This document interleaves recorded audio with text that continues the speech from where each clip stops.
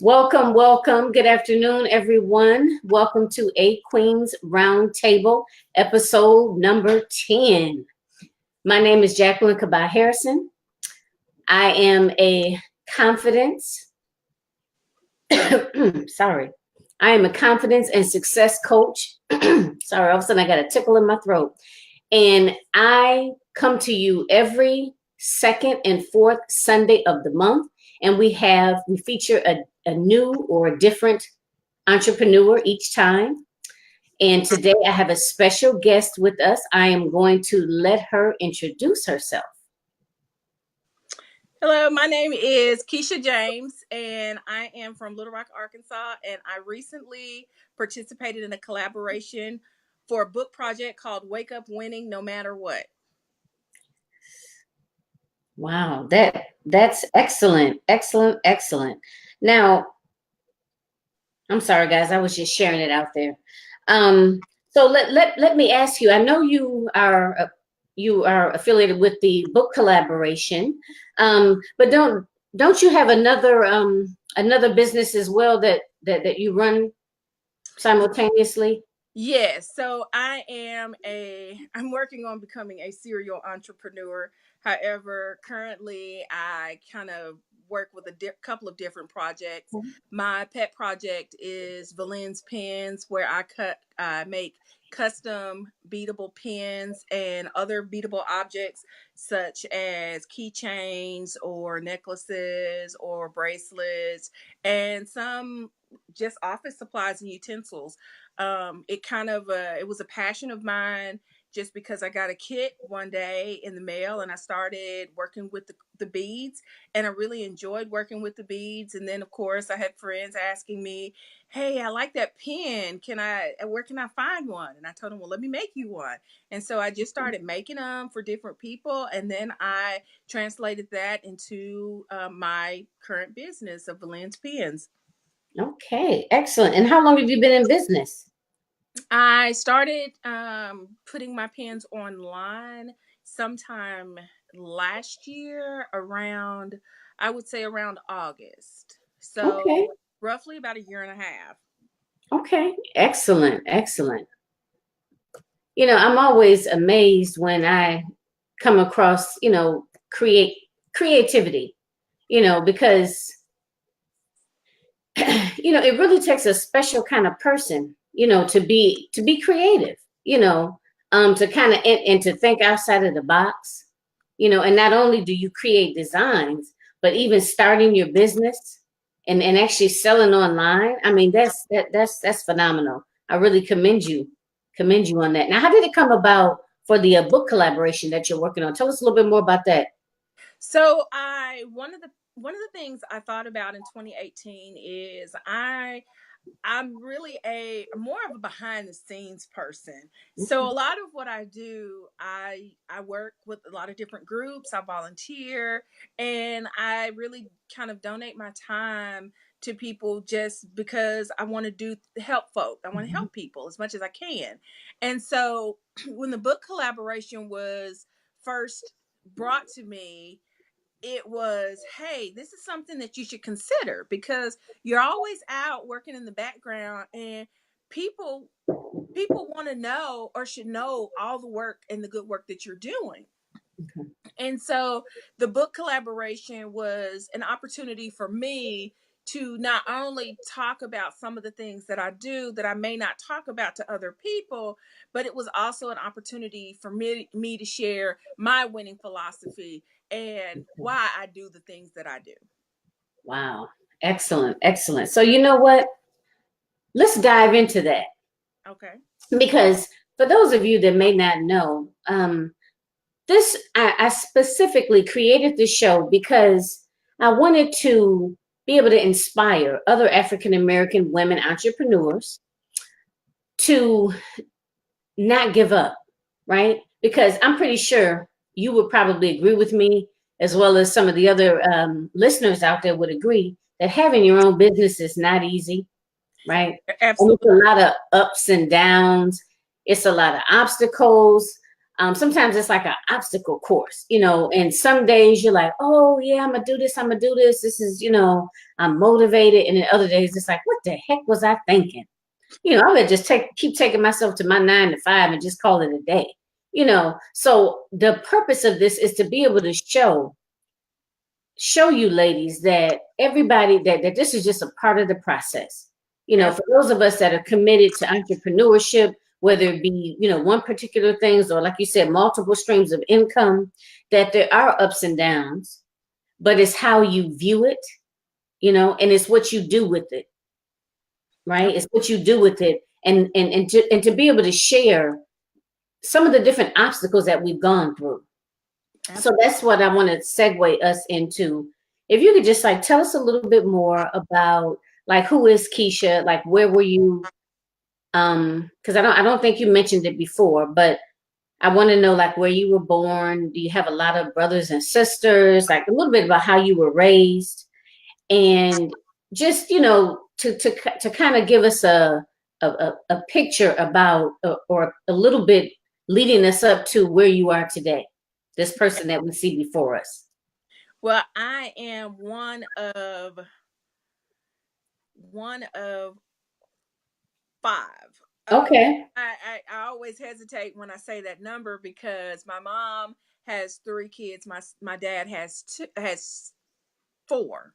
Okay. And so I'm right in the middle of both sets.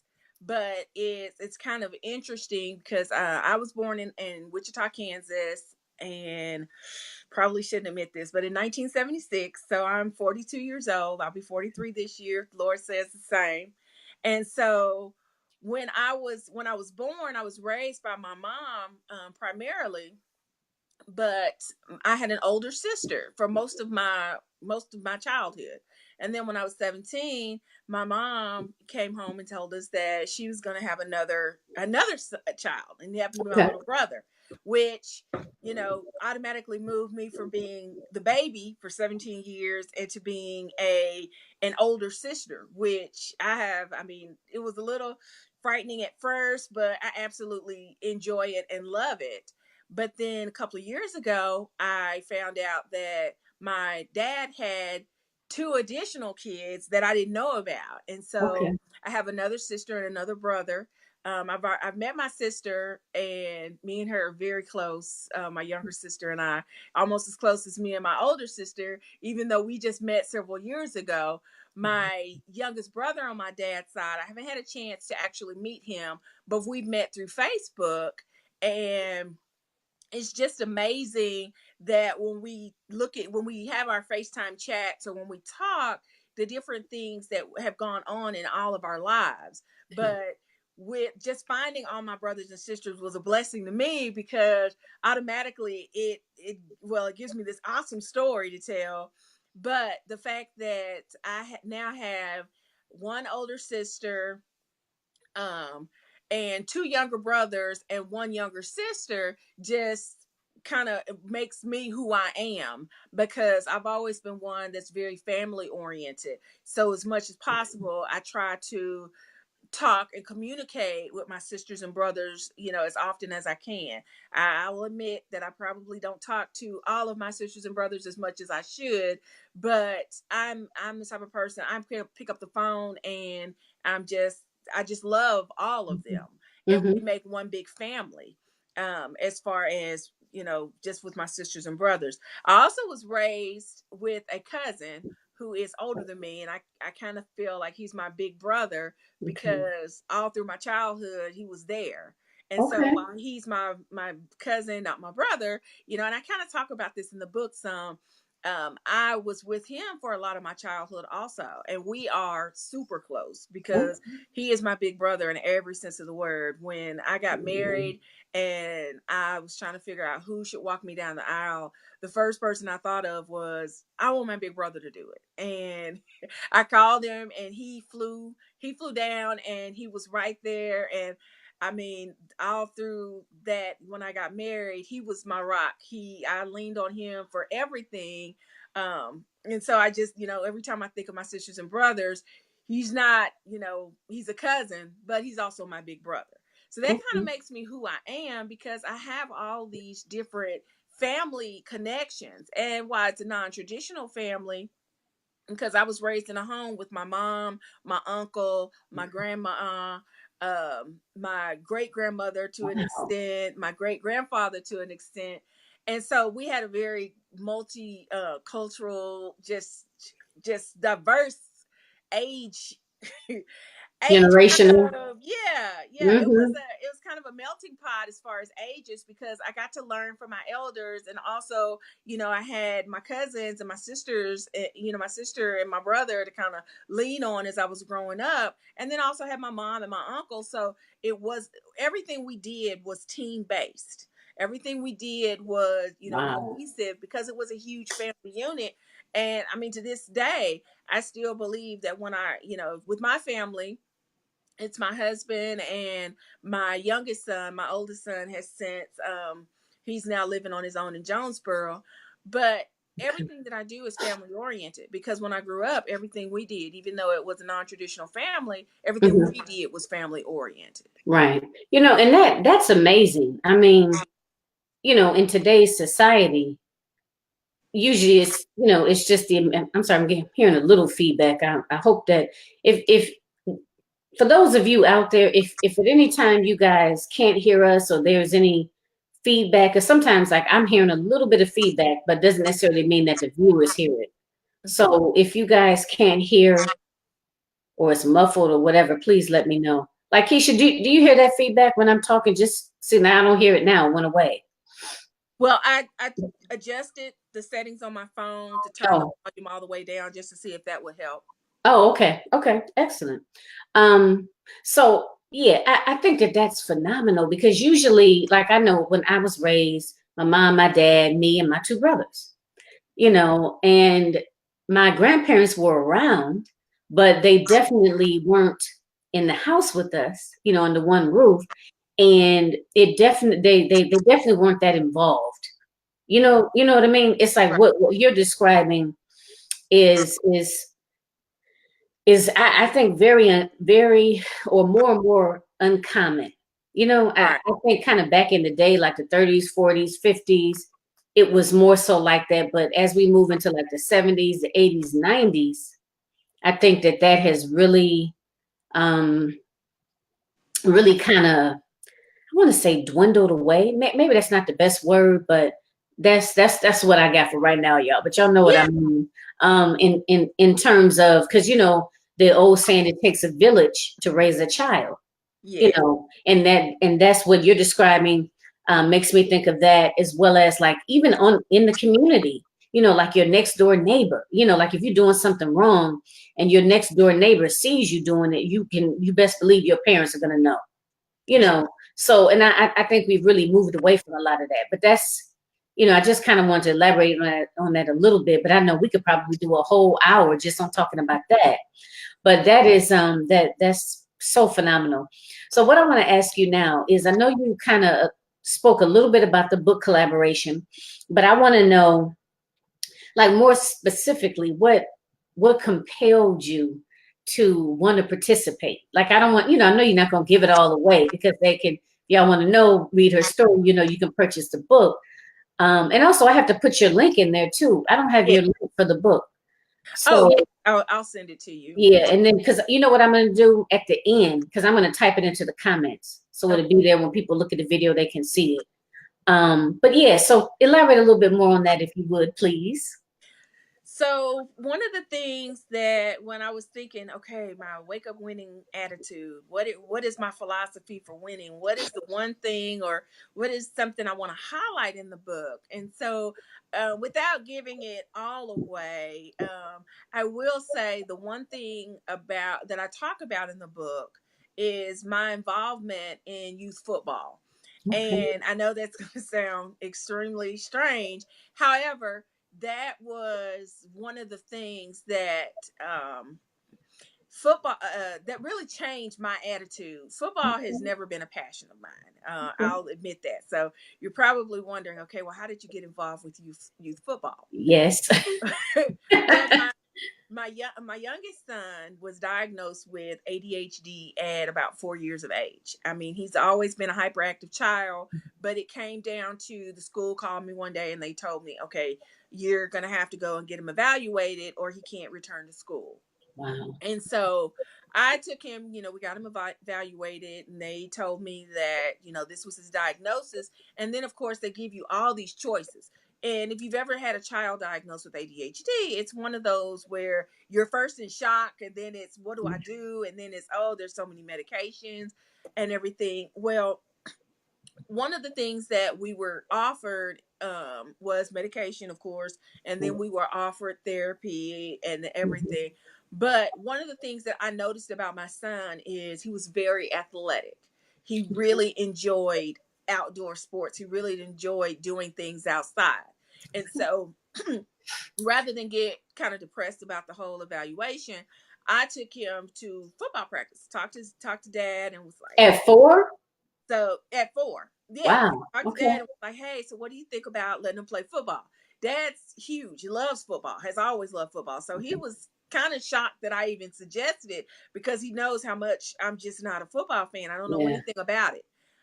So when I suggested, he said, oh, absolutely. So at 5 years old, we joined a little league football team. And so in the process of us joining that team, I got that the organization that I joined, that we're still a part of today, had the family community feel that I experienced Okay. growing up. And what I noticed is that the the effect it had on my son was phenomenal.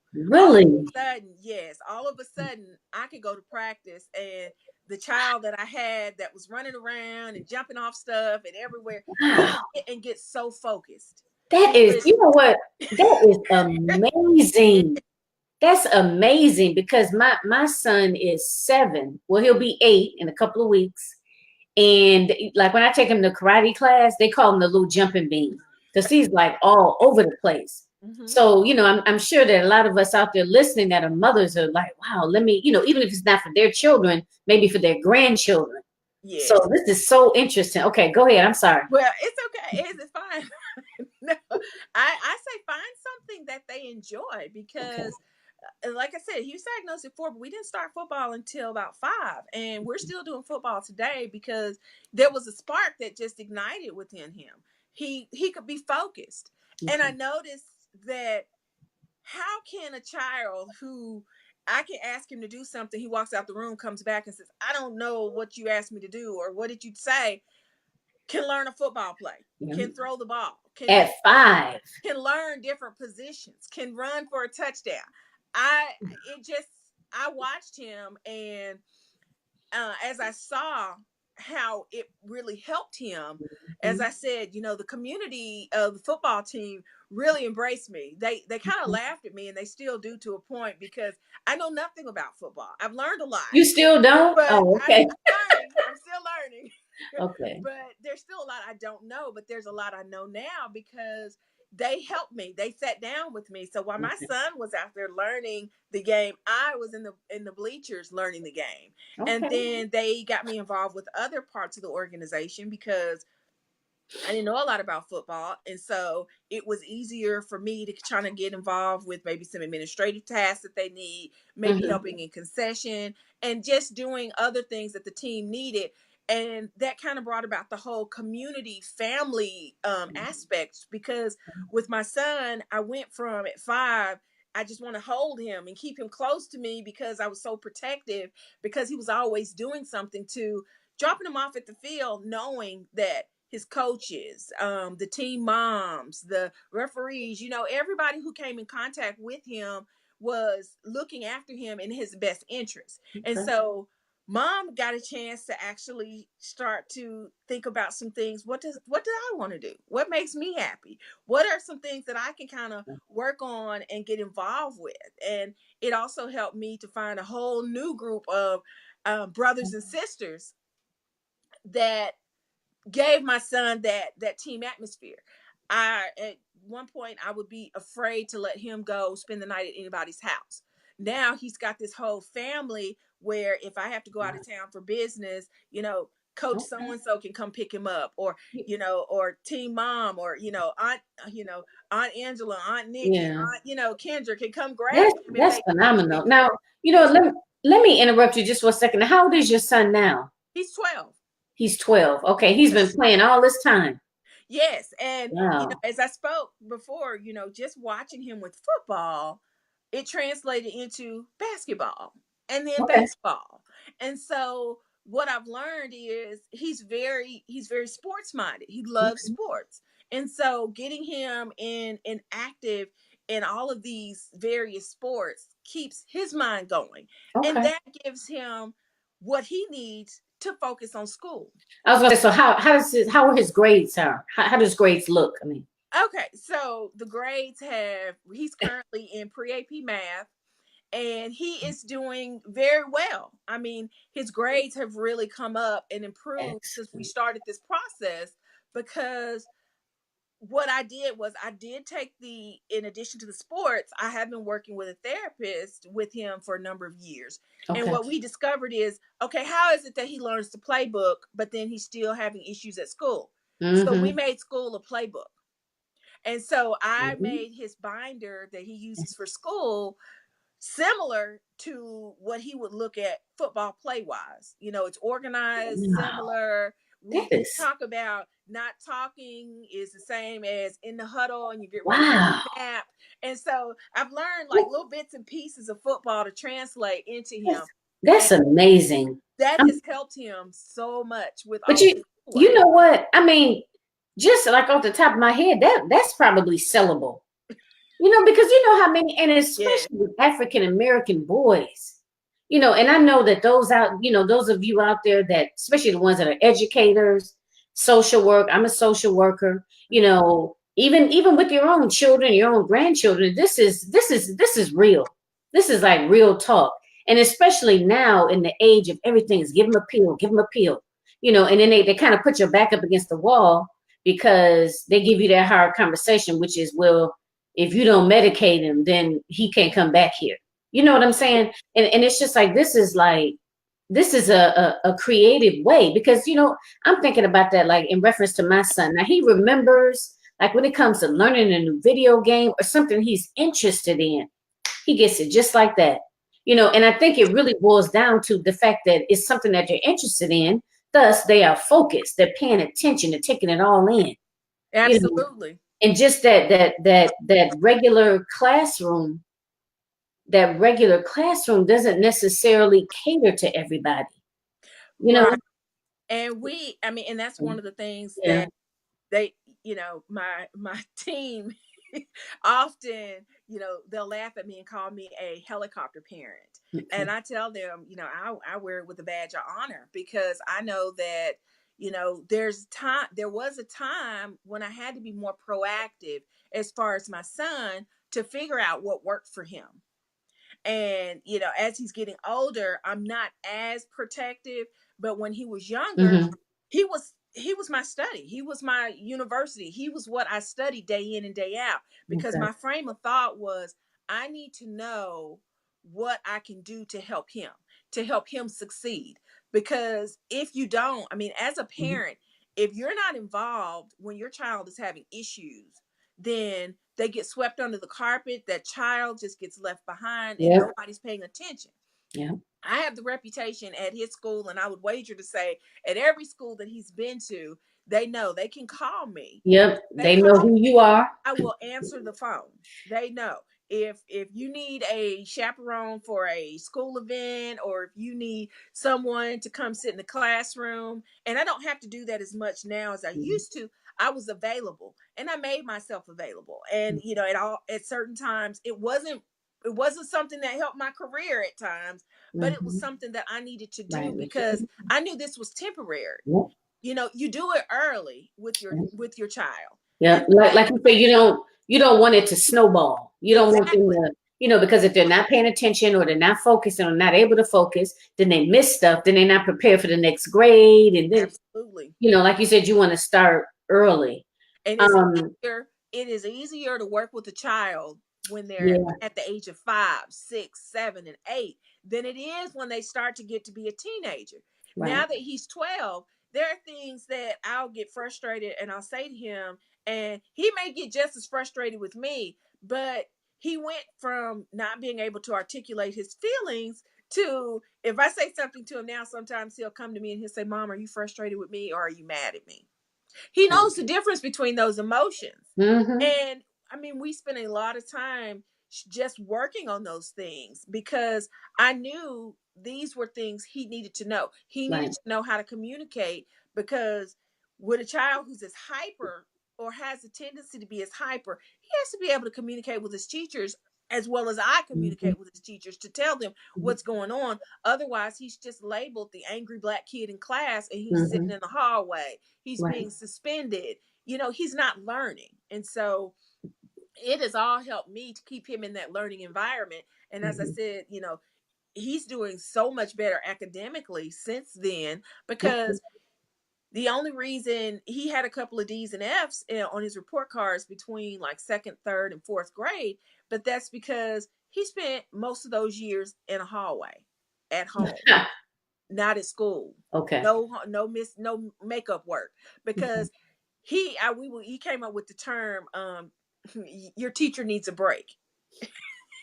Because I mean, I know he's a handful. He's in the classroom. He wasn't sitting down. It's very That's frustrating. my son. Oh my God. The teacher literally just emailed us saying that he's like going around talking to other students, disturbing them while they're supposed to be doing an assignment or doing their work. And he's like up walking around, Yes, bothering people, talking to people, trying to play. and We're going to have to talk a little bit after this. absolutely, because there Yeah. are things that I learned that we put in place Hmm. to kind of helped the teacher in the classroom Okay. and helped him be less disruptive, gave Okay. him more opportunities for breaks, gave him more opportunities to leave the classroom, to let off some of that steam, so that learning could still take Mhm. place. He could still be involved in the learning, but perhaps he got to take more breaks than the other kids, or Okay. he was able to let the teacher know he needed a break without being disruptive, or maybe he was able to, at one point, I had to tell this story. At one point, we put duct tape around his desk. And I can't remember which, I think he was third or fourth grade, where he could stand as long as he didn't leave the confines of the duct tape. Mm. So if Okay. he was at his desk and he needed to stand up, he could stand up. He was in the back of the class. And so he wasn't disruptive because he was in the back. Nobody could see him. And if he Okay. needed to stand up, he just stood up. And so that kind of helped him let off some of the strain, let off some of that energy, which I Mhm. think of now in the work environment where everybody's getting these standing desks so they don't have to sit. That's Mhm. exactly what he Yeah. needed Because you in know what? third, fourth You grade. do it too. As adults, like, have you ever gone to a training? And you know how many times people get up and go outside and move around and this and that and the other? We all have a hard time sitting still. And then too, it's the society today. It's everything. And this is a whole nother subject, y'all, but let me just say this right quick. It's in the food, it's the stuff that's in the food, it's the video games, it's the TV, it's that whole everything. We gotta have it right now. Absolutely. So yeah. But you know what? And so you were actually able to work with the teacher. The teacher was willing to do that. I work with the entire with everyone from the teachers, the counselors, the dean of students. I work with everybody. Anybody who's willing to talk to me or offer a suggestion or a solution. Okay. We work with everybody as far as the team to try and get everybody on board On to kind board. of Okay. assist. Because the more people that's involved, and like I said, when I go back to my example of youth football, the more people that are involved in Hmm. your child's life as far as your village, that's help that you get. That's less stress on you, Right. because now if there's an issue at school, I don't have to immediately go to the Right. school and bring Hmm. them home. I can call the counselor, Miss So and Hmm. So. His teacher just called. He's having an issue. Do you have time to walk down to the classroom? Okay. Those types of things. When they know you on a first name basis, a lot of times the school doesn't mind helping and assisting you with some of these, you know, some of these Challenges. minor issues or challenges that can be easily avoided. Right. And Okay. then when you're an active Okay. parent and you find something that works, I told them at any point in time, tell him he can't go to football practice if he doesn't straighten up. I told him I don't have a problem with that. Tell him you've got football practice today. And he loves football. And to tell him he can't practice Mm. because he can't sit or he hadn't turned his work in, oh, that was just, it was crushing for him. Okay. And so I would tell him if he doesn't sit down or if he's not doing what he's supposed to do, tell him he can't go to practice this evening. Tell him you're going to Right. call his mom and Right. let him know he can't go to practice. And all of a Hmm. sudden, I mean, we would see it didn't always work, but a lot of times it did It work. did. Okay. Yeah. After school practices, if he had homework, Right. hey coach, if he didn't finish his homework at school, he didn't finish his homework before practice, hey, can you set him on the bleachers for the first 15-20 minutes and make sure he Okay. finishes his homework before he can start practicing?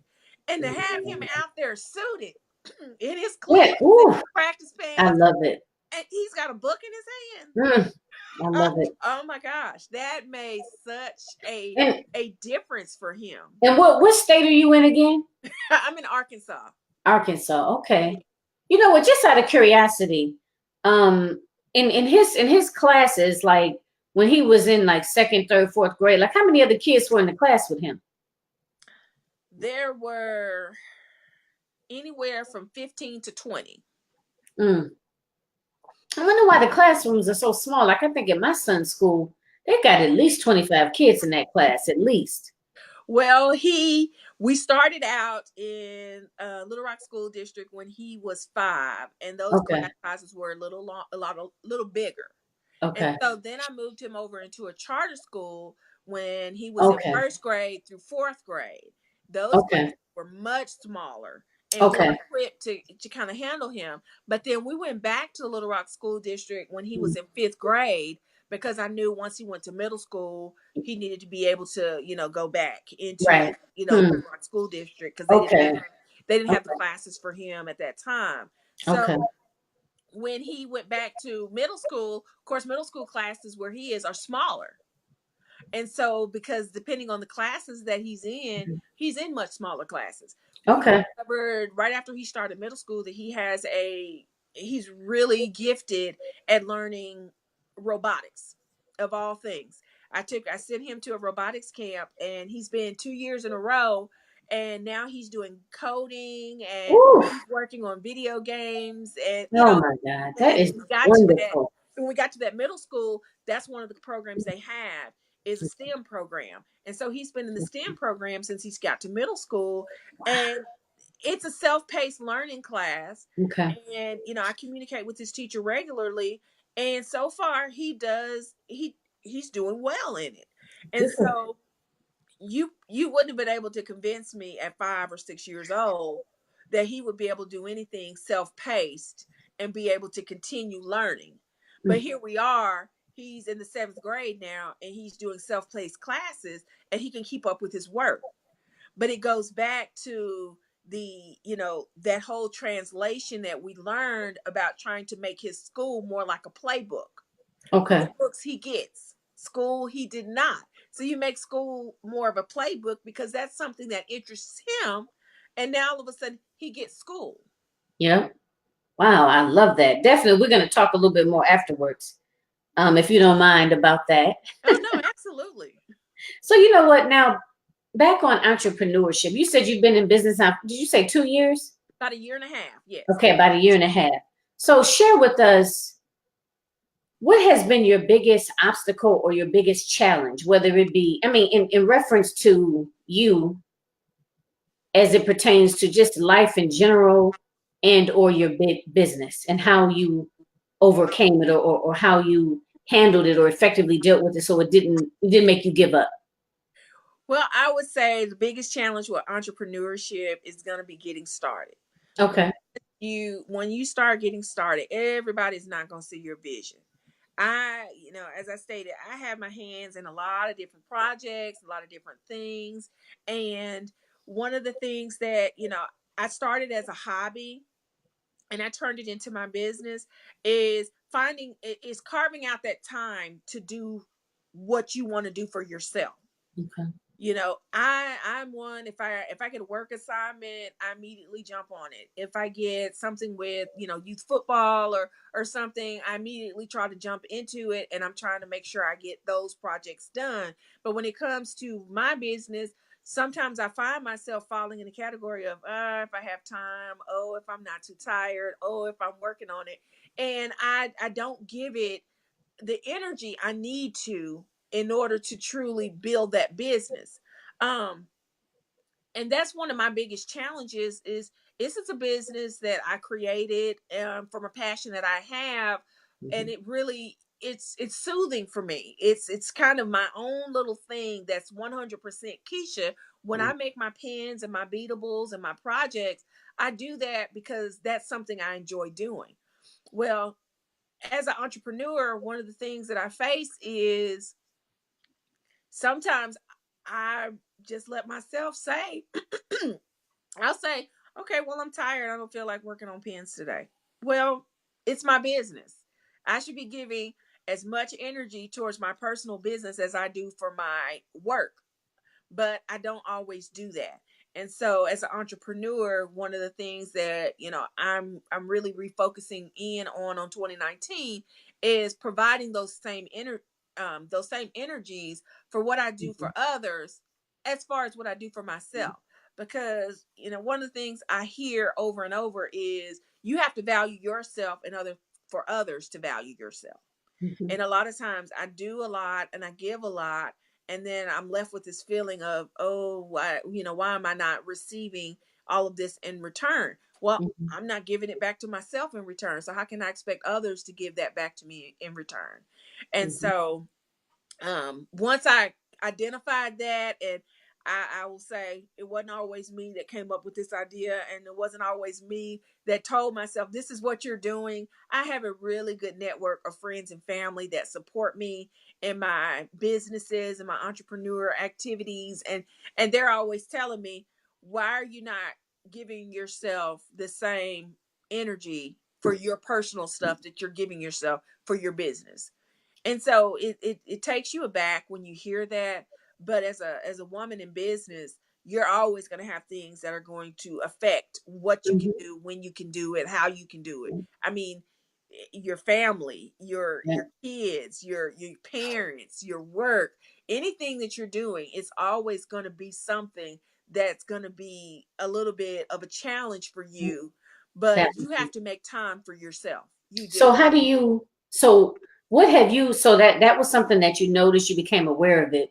What did you put into place? Or what, how have you rectified that to allow you to be able to still give, to yourself and to your business? Well, I first thing I did was organization. I went and I organized a space in my office so that I have a space dedicated to my pen business. Okay. If I get a pen order, then I go through my inventory and I'm able to look and see what I have available.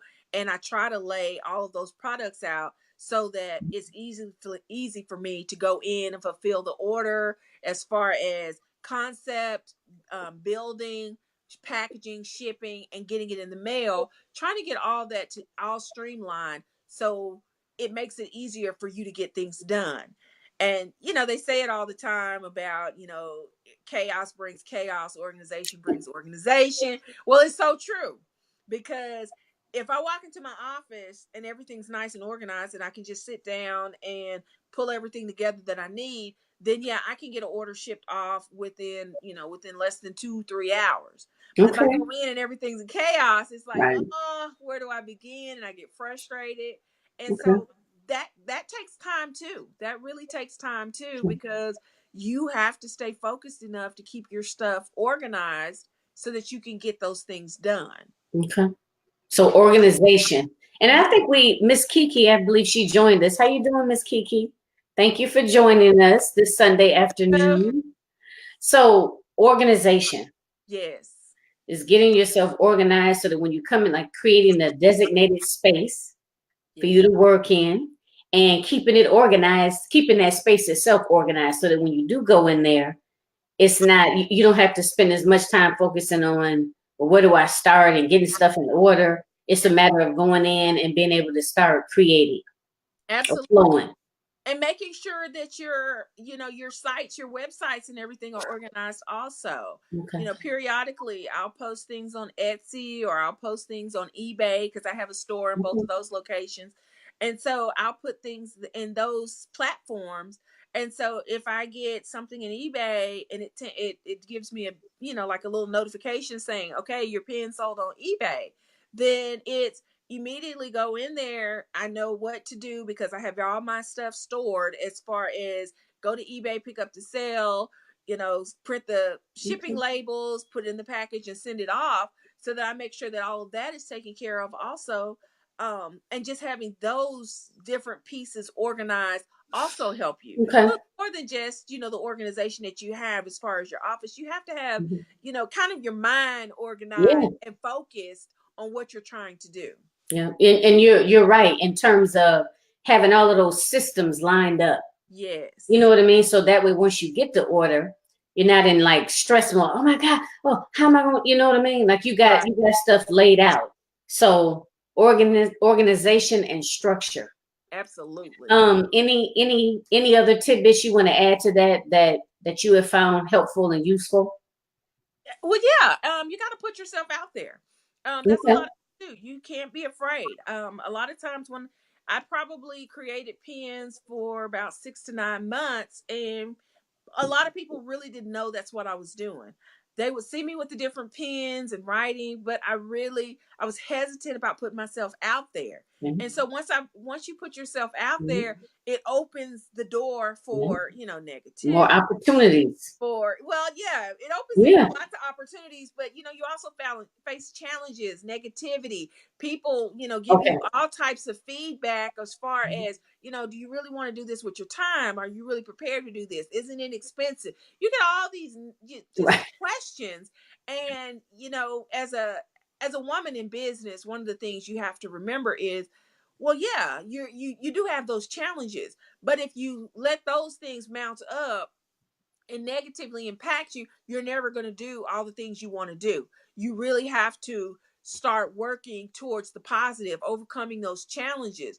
Sometimes you gotta, Mhm. you gotta discount your products to get the word of mouth out there. To just say, this is what Mhm. I'm doing. Sometimes you may have to pull an all nighter so that you can get things updated, get things Mhm. sold, get things, Yeah. in front of the public. Yeah. You have to make a lot of sacrifices, and you have to take a lot of chances, and you have to be willing to do that, because if you're not willing to take a chance, Yeah. then who knows what opportunities you're missing. So you know what? Let me just I want to just say it again. Or just really, point this part out because you gave us a lot of good information. And again, this is what this is for, right? If we could help each other, you know what I mean? Like Yeah. somebody could listen to this broadcast and say, wow, you know what? That makes sense. I'm gonna try that. And Yes. that might be the difference in them just giving up on, on their dream or doing what they want to do, right? Right. And a lot of those things that you brought up, I go through it, and I'm pretty sure there's a lot of other people out there in the audience that go through it. So the last two things that you mentioned about putting yourself out there, and I know I do a lot of live streams talking about that because a lot of times we don't want to admit it, or maybe sometimes we're not even consciously aware of it. Like you seem like a very insightful person, and I don't mean nothing negative. I'm just saying that some of us are more into our thoughts and have more awareness than others, Yeah. right? And Absolutely. sometimes we might have awareness about this, but we don't have awareness about this or as much awareness. But the thing about putting yourself out there, a lot of people feel feel some kind of way about it. They basically fear or don't want to hear what other people have to say about it. Just like what you said, like, is this really something you want to do? Because I know I done heard that many times. Are you sure about this? Or well, why are you even wasting? Does this make sense to be spending time on this? I mean, stuff like that. And Right. especially if you're just starting out, let's just say, or just the way we are, sometimes we already have our own self doubts. And when we hear somebody else talking in our ear like that, and Yeah. don't let it be somebody that's important to us, a lot of times that does have an impact on us. Yeah. And we may not even be consciously aware of it. You know what I'm saying? So I think that that's very, very important to bring up and to mention. And I know it's easier said than done, but trying to surround yourself with other people that are supportive, Absolutely. and everybody around you, some people around you, and I've learned this too, because they go in different categories. You have some people around you that just don't want to, they want to silently want to see you fail. Yes. As sad as it is, but that's real talk. Then you have those individuals that support you, but don't really know how to support you. You Right. know what I mean? Like they want to be supportive, but they really don't understand it. Right. Like I know, for example, like my dad, he just says, "Oh, I know you do something. I know you do something on the computer." He doesn't really understand it. You know Right. what I mean? Or he Right. doesn't really understand therapy because, like in his day, you don't go see no therapist. What are you going to talk to somebody about? Sit up and tell them your problems. You know what I mean? Yes. So it's like it's different categories of that. But the thing of it is, you have to just be focused enough and surround yourself with positive people, not to allow all of that, your get your mind right, your negative self-talk, because we all have it from time to time. And being able to surround yourself with other people that are going to be supportive. And they may not know specifically what you're doing, or they don't share the entrepreneurial vision. However, they are about self-improvement. They're about you know, having a positive outlook on life. And that's really what you want, you know. Absolutely. So I tell them you got to get you some cheerleaders. You got to right, get you some of your. You that's don't what want. I'm saying. You You gotta, don't want what I some. say, create your own cheerleading section. And the thing of it is, a lot of times we might be friends with people. Like I know I've had friends since I was like 12 years old. And sometimes just because there's a lot of history there, it doesn't always mean that those are good people for you. And even with family, I mean, from what you just shared earlier, it sounds like you have a pretty close, network of supportive family members, but a lot of people don't have that. A lot of people, their own worst enemies are their family, you Yeah. know, and it's unfortunate. But the thing of it is, sometimes you just kind of have to leave them people. You have to say, you know what, not completely distance yourself, but for your own right sanity, your own mental health and physical health and spiritual health, you Yes. have to kind of limit your contact with that individual. Because I know I've had to do that, and it's hard, y'all, but you got to do it if you really want to. Here we are, we're in a new year. What's today? The 13th. We're Yes. like 13 days into a new year. And it could be any time. It doesn't just have to be the beginning of the year. Every day is a new day. You know what I mean? Every day that you wake up with breath in your body is a new day to be able to do something different. Because if you want something different, you got to do something different. And I mean, I'm so happy that, you came. And well, I'm not quite finished, but we're not quite finished. I'm so happy that you came on the show. And even though, we're talking about entrepreneurship, but again, us as women, we wear so many hats and Absolutely. there are so many other things in our lives that have an impact, right, on our business, such as raising our children, um, friends and family, the opinions of others, all sorts of things. So to me, guys, that's why I like to talk about that, because all of those things that impact our lives have an impact on how we feel about ourselves, how we feel about our abilities to Yes. create and maintain a successful business. So that's again, I reiterate, that's the purpose of this, is being able to talk with different entrepreneurs, because some people are coaches. I mean, I deal with a lot of coaches and consultants, but people that do other things, like yourself, you create pins, so but the struggle, as you see, or different things that come up, is all the same. You know what I mean? I mean, they're different, but to be able to look at it and see that you can still do it. Yeah. You can still do it. You can still live out that dream. Yeah, and there are going to be many obstacles. I can't say that I've always done everything at 100%. Yeah. I can't say I haven't missed deadlines or missed opportunities or Yeah. had things happen to me. But as a woman in business, one of the things that I always do is reframe the situation.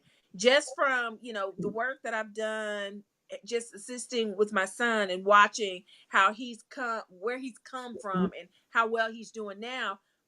I don't give up on things. I mean, I may miss a deadline. I may have things delayed. I may not get things organized like I want, but I never give up, because my network that I've surrounded myself with, as far as friends and families that can help me with things, I know I can always reach out to them. And Mm-hmm. there's a close knit group of ladies and coaches and mentors that I talk to on a regular basis, that I talk to, and they encourage me to keep going. Because there are days when I have to take a day and I just have to go sit in a dark room and sometimes just cry and just get it out. But the next day I'm up, I'm moving, I'm back to doing what I need to do to move forward and do what's best for me, for my family, for my kids. I'm doing those things on a regular basis, because you can't let it get you down. You can't let it stay keep you there. Mm-hmm. You got to keep fighting. And so, those coaches and mentors are going to be super important. Who you surround yourself Right. with, and who you talk to, and who you have to help you with your Mm-hmm. business vision. That's what's going to make the difference between Yeah. your successful business and a business is not as successful. But then success is basically in the eye of the entrepreneur.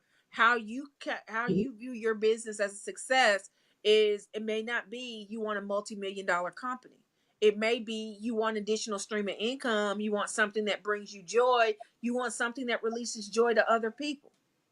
You may want to just do something that's going to help you break even. You may want to do something that's going to foster that craft or independence within yourself. Mm-hmm. But you have to come to that decision as to what you're looking for in your business for yourself, so that you provide that edification for yourself. And that's what's going to make the difference, to me, as far as being a woman in business. Because I will say that, the additional income is nice to have, but at the end of the day, this is something I can be proud of.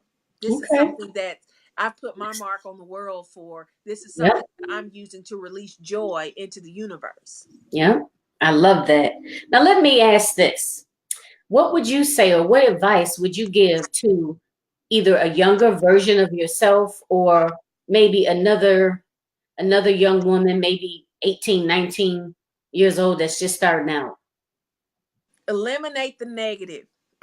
Okay. That's what I would say. And the reason I say that is because I try not to see situations as negative. I try to reframe or think of all situations in a positive. I don't see it something as it didn't work or it's an issue. I see it as a challenge, something that you can overcome, something that you can work around. Okay. No isn't an option. If you hear no, okay, well, ask the question again. Ask it a million times in a different way, Okay. if you need to, because you can't give up. If you give up on some things that you give up on, it's almost as though it's going to feel like you're giving up on yourself. You can't give up on yourself. You have to keep believing in yourself, because, as I stated earlier, you have to believe in yourself if you want other people to believe in yourself. Yes. You have to believe your own vision for other people to believe your vision. And it seems difficult to see, because you want everybody to believe in what you believe in. You want everybody to give you that positivity. But Mhm. at the end of the day, if you're the only person that's believing in your vision, that's enough. And that's got to be enough for you. That has to be enough. Yep. Yep. Well, one of the other questions I asked is, what do you enjoy doing? And I know one of the things is designing your pens. What other activities do you enjoy doing? I am a fairly crafty person. So I've recently started knitting with one of my best friends using Marco Polo.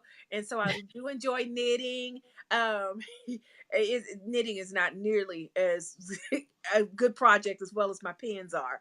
Okay. But I do enjoy making the pens. I enjoy organizing things. So I frequently will go through different rooms in my home just to see how I can organize it and make it, improve it, and make it better.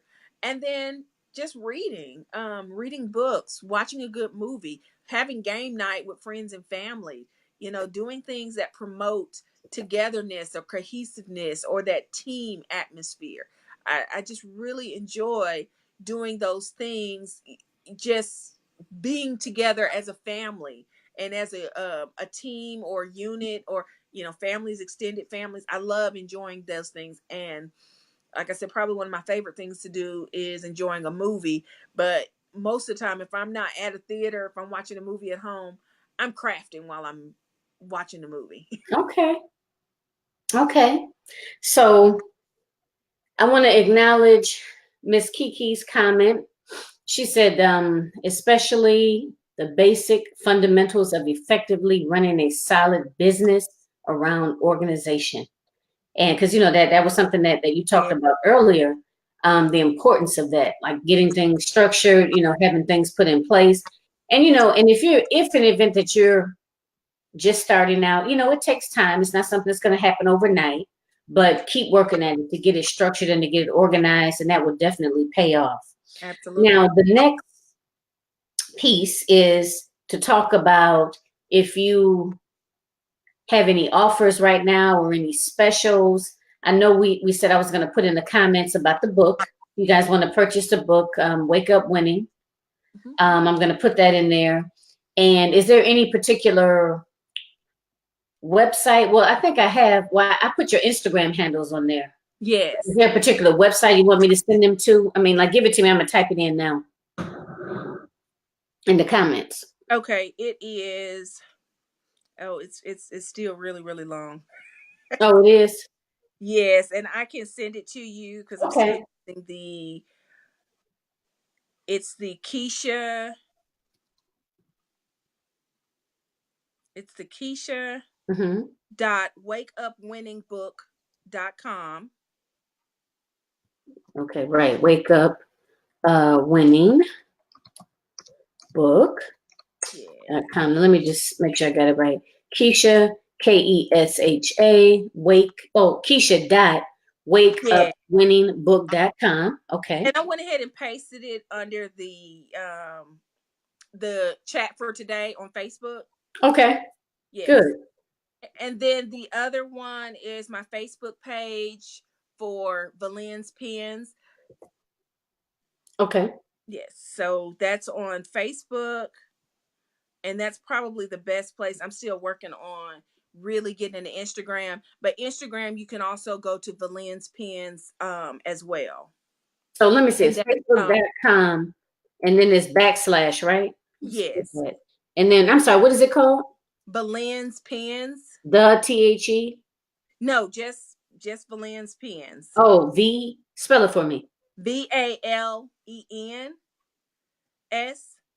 and then PENS. Oh, okay. So I got Valens, like V is in Victor, Yes. ALENSPENS. Yes. Okay. Yes. And if they acknowledge that they saw me on the show, then what I will do is we'll sell the pins for the next week for $5. Okay. Yes, ma'am. Oh, what happened? I think I put it on there, but I don't see it popping up. Oh, there it is. Ha. Okay. So, ladies, you have her Facebook business page, as well as if you want to get a hold of that excellent book, we got the link for that on there as well. Yes. So if you guys want to, send her a message, you want to link up with Miss Kesha, please do so. Thank you again for joining us today for episode 10 of A Queen's Roundtable show, which is every second and fourth Sunday of the month at 3 p.m. Eastern Standard Time. I stream live from my Realizing Your Potential business page, Facebook business page. And I'm Jacqueline Kabah Harrison. I am a confidence and success coach specifically for African American women that are coaches and or consultants. I basically help you guys create the confidence, right? Unshakable confidence needed to upscale your business, right? To create that business that you truly desire as well as the lifestyle that you truly desire. So thank you, Miss Kesha. And you just hang. I'm going to go ahead and end the broadcast. Thank you guys for joining. And Kesha, just hang on 1 second for me afterwards, okay? Okay. All right, ladies. Thanks again. Okay, enjoy the rest of your Sunday afternoon.